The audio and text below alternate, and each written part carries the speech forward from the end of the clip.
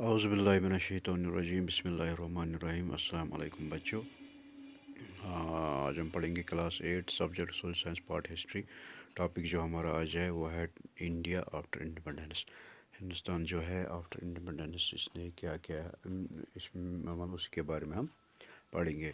تو chapter 12 India after independence new and divided nation. ایک نیا ملک لیکن ڈیوائڈڈ تھا. یہ پاکستان ہندوستان الگ ہو گئے, یہ ڈیوائڈڈ تھا. تو اسی کے بارے میں ہم پڑھیں گے. When India become independent in August 1947 it faced a series of very great challenges. As a result of the partition, 8 million refugees has come into the country from what was now Pakistan. These people had to be found homes and jobs. جب ہندوستان آزاد ہوا 1947 میں, تو یہاں پر اس کو بہت ساری problems جھیلنی پڑی. اس کو بہت ساری پرابلمز کو فیس کرنا پڑا. تو جب پارٹیشن ہوا انڈیا اور پاکستان جو ہے وہ الگ ہو گئے, تو 8 ملین لوگوں کو پاکستان سے آنا تھا یہاں پر. ان کے لیے یہاں پر جاب کا ارینجمنٹ, ان کے لیے یہاں پر گھر کا ارینجمنٹ, یہ بہت بڑی پرابلم تھی. دین their was the problem of the princely states. Almost 500 of them, each ruled by a Maharaja or Nawab,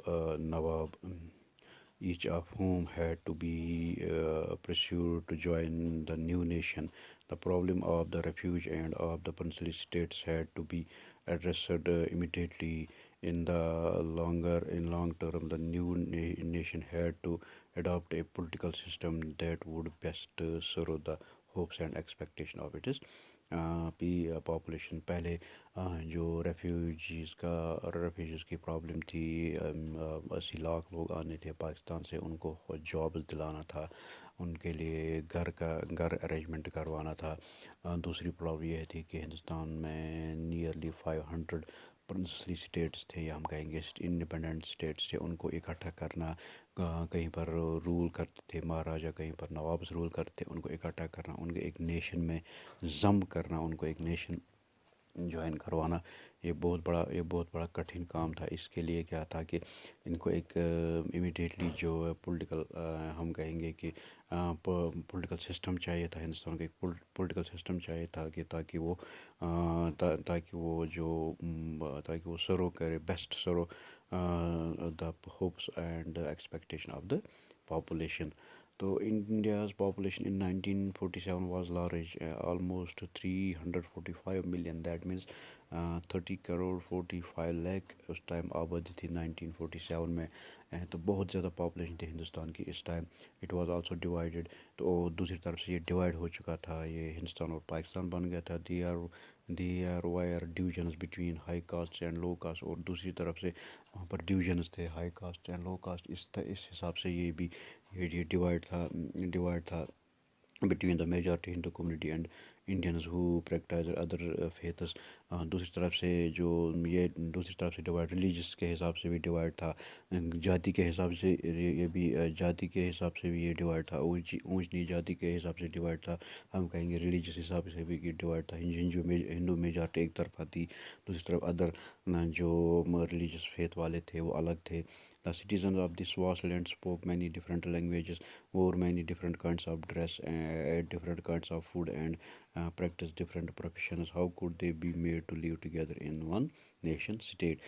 تو یہاں کے لوگ جو تھے الگ لینگویجز بولتے تھے, الگ الگ جگہوں کے الگ الگ لینگویج بولتے. ان کی جو ڈریسز تھی وہ الگ تھی, ان کے جو کھانا پینا تھا وہ الگ تھا. تو یہ ایک بہت بڑا مشکل کام تھا کہ اتنی ڈفرینسز رکھنا, ڈریس میں ہو, چاہے کھانے پینے میں ہو, چاہے لینگویجز میں ہو, چاہے ہم کہہ سکتے ہیں کہ کاسٹ میں ہو, ہم کہہ سکتے ہیں کہ ریلیجن میں ہو, اتنی زیادہ ڈفرینس رکھنا اور ان کو ایک پرٹیکولر نیشن میں لانا, ان کو ایک پرٹیکولر نیشن بنانا, تو یہ بہت بڑا چیلنج تھا ہندوستان کے لیے. To the problem of the unity was added to the problem of the development. دوسری طرف سے ایک طرف سے پرابلم آف یونٹی تھی، ان کو ضم کرنا تھا، ان کو ایک نیشن بنانا تھا. دوسری طرف تھی ڈیولپمنٹ پرابلم بہت زیادہ تھی وہاں پر. وہاں پر فیسلٹیز جو تھی وہ کچھ نہیں تھی. ہم کہیں گے وہاں پر ڈیولپمنٹ جو ہے وہ بہت بڑا پرابلم تھی. At the independence the vast majority of Indians lived in the villages. Farmers and peasant depended on the monsoon for their survival. So did the non-farm sector of the rural economy. For if the crops failed, barbers, carpenters, weavers, and other service groups would not to get pay for their service either. In the cities, factories workers lived in the crowded slums with little access to education or health care. Clearly, the new nation had to lift its mass out of poverty by increasing the productivity agriculture and by promoting new jobs creating industries. تو اگر ہم کہیں گے کہ ایک طرف problem تھی unity کی، دوسری طرف جو پرابلم تھی وہ ڈیولپمنٹ کی تھی. At the time of independence جو واسٹ میجورٹی آف انڈینس تھے وہ گاؤں میں رہتے تھے. وہ بالکل وہاں پر جو فارمرس یا پیزنٹس تھے وہ ڈپینڈ تھے مانسون پر. وہاں پر کچھ اور ہم کہہ سکتے ہیں کہ کچھ اور ذریعہ نہیں تھا اریگیشن کا وغیرہ کا. تو یہ جو فارمرس اینڈ پیزنٹس تھے بالکل ڈپینڈ تھے مانسون پر.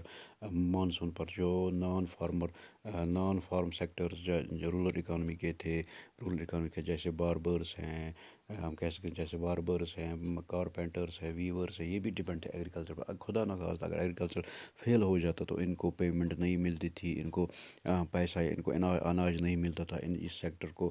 تو ان دا سٹیز فیکٹر میں جو سٹیز میں تھی فیکٹری ورکر جو تھے وہ سلمز میں رہتے تھے. اوور کراؤڈ ہم کہہ سکتے ہیں کہ اوور کراؤڈڈ سلمز میں رہتے تھے. وہاں پر ایجوکیشن کی فیسلٹی بہت زیادہ کم تھی، ہیلتھ کیئر کم تھا.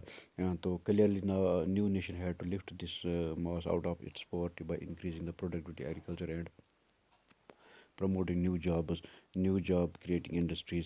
تو یہ کلیئرلی ہے کہ اس چیز کو اس مسئلے سے لوگوں کو نکالنا تھا. اس مسئلے سے لوگوں کو نکالنا تھا اور جاب کریٹ کرنے تھے. تو ایگریکلچر پروڈکٹیوٹی جو تھی وہ انکریز کرنی تھی. بہت سارے مسائل ایسے تھے after independence. Unity and development unity and development had to go hand in hand. If divisions between different sections of India were not healed, they could result in violent and costly conflict, high castes fighting with the low caste, Hindus with the Muslims, so on. تو unity اور development یہ جو hand to hand جاتی تھی. ایک ہم کہہ سکتے ہیں کہ ایک کوئن کے دو فیس ہیں. ایک طرف یونٹی مطلب مانی جاتی ہے، ایک طرف ہم کہہ سکتے ہیں ڈیولپمنٹ. اگر اس کو جلد سے جلد سدھارا نہیں گیا تو وہاں پر بہت سارے ڈویژنس کریٹ ہوں گے. بہت سارے سوسائٹی میں بہت سارے ڈویژنس کریٹ ہوں گے. غریب اور امیر الگ، غریب اور امیر جو ہے وہ ان کی فائٹنگ الگ ہوگی. وہ فائٹ کریں گے لوور کاسٹ سے، ہائر کاسٹ جو ہے وہ فائٹ کریں گے لوور کاسٹ. ہندو کریں گے مسلم سے، اینڈ سو آن ایسے ہی. تو یہ ایک بہت بڑی پرابلم تھی. At the same time if the fruits of the economic development did not reach the broad masses of the population, it could create a fresh division. For example, between the rich and the poor, between the cities and the countryside, between the regions of the India that were prosperous and regions that were lagged behind. تو اگر اور اسی دوران اگر یہ ہوتا کہ جو اکنامک ڈیولپمنٹ فروٹس جو ہیں وہ ہم کہیں گے اتنی بڑی پاپولیشن تک نہیں پہنچ جاتے تو بہت زیادہ پرابلم ہوتی. It could create fresh division, یہ نیا ڈویژن ایک کریٹ ہو جاتا. جیسے بٹوین رچ اینڈ پور ایک ڈویژن کریٹ ہو جاتا، بٹوین سٹیز اینڈ ولیجز نیا ڈویژن کریٹ ہو جاتا، بٹوین ریجنز آف انڈیا جیسے جو پراسپیرس ریجنز ہے اور جو ہم کہیں گے ریجنز دیٹ لاجڈ بہائنڈ جو تھوڑا بہت پیچھے یا پچھلے ہوئے لوگ تھے، ان میں ایک ہم کہہ سکتے ہیں کہ ڈویژن کریٹ ہو جاتا. تو انشاءاللہ بچوں ہم اس کے آگے کل پڑھیں گے. خدا حافظ.